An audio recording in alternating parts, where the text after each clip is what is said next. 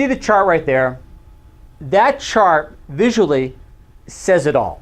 But before we delve into this chart a little deeper, a couple of good things about the study we're about to review, or basically go over. Number one, it puts in a tangible format how powerful vitamin D is, correlation-wise, I should say, in the reduction of breast cancer, if not causal on its own. Number two, it gives a recommendation in regards to the amount of vitamin D that should be supplemented on a daily basis in order to achieve these numbers. What are these numbers? All right, these numbers are as follows.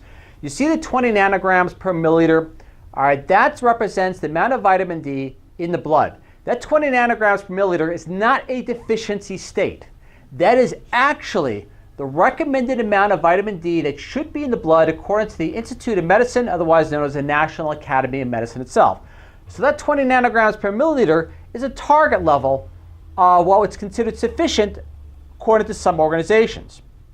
The 60 nanograms per milliliter you see down below, that is the recommendation of the researchers.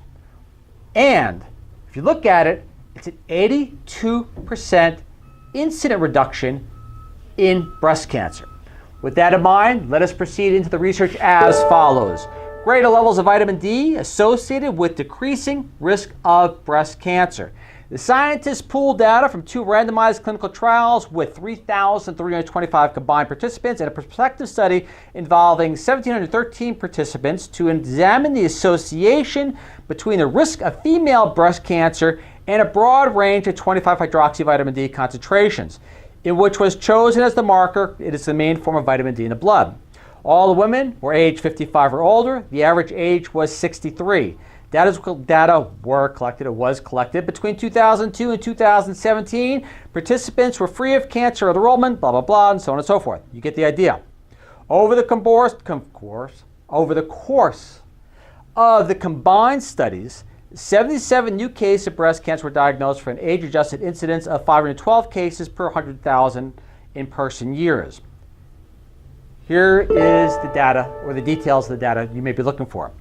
Researchers identified the minimum healthy level of 25 OHD in blood plasma, and you read that right, minimum healthy level in blood plasma to be 60 nanograms per milliliter, substantially higher than 20 nanograms per milliliter represented in the 2010 by the Institute of Medicine, as I said before, now the National Academy of Medicine.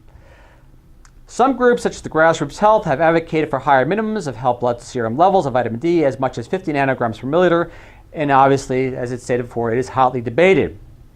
To proceed, quote the researchers, "We found that participants with blood levels of 25 OHD that were above 60 nanograms per milliliter had 1/5 the risk of breast cancer compared to those with less than 20 nanograms a milliliter," said the principal investigator, Cedric Garland.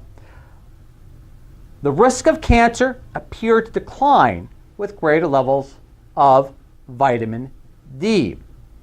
To reach 25 OHD levels of 60 nanograms a milliliter, the researcher stated, would generally require dietary supplements of 4,000 to 6,000 international units per day, less with the addition of moderate daily sun exposure, wear vitamin clothing, and approximately 10 to 15 minutes per day outdoors at noon. He also said that the success of oral supplementation should be determined by using a blood test, preferably during winter months. And if you continue down that line there's also a caveat about taking too much and what happens if an individual is taking over 10,000 IUs per day. Obviously, you should be under strict medical supervision. So, real intriguing. It basically opens the door to further debate if these figures right here are accurate. Now, they took other confounding factors out that could possibly interfere with the results, for those that are not aware of confounding factors. So they basically took a few of those into account. However, still, just the same, the numbers, as we go back to the chart, are compelling. So you're looking at about 82% reduction, or those with the highest levels of vitamin D, greater than 60 nanograms a milliliter, were basically 1/5 as likely to have breast cancer occur. Again, I hope you find this information of use.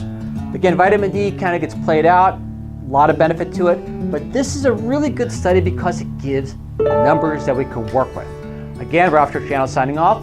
DOI citation, everything will be listed for you to follow on your own. It's an open access study, so it means it's all listed. You don't have to pay to see or anything like that. So it's all available in the open. Again, catch you guys next week, and hope you find this information use. And thank you very much for listening, and see you all once again. Catch you then. Bye.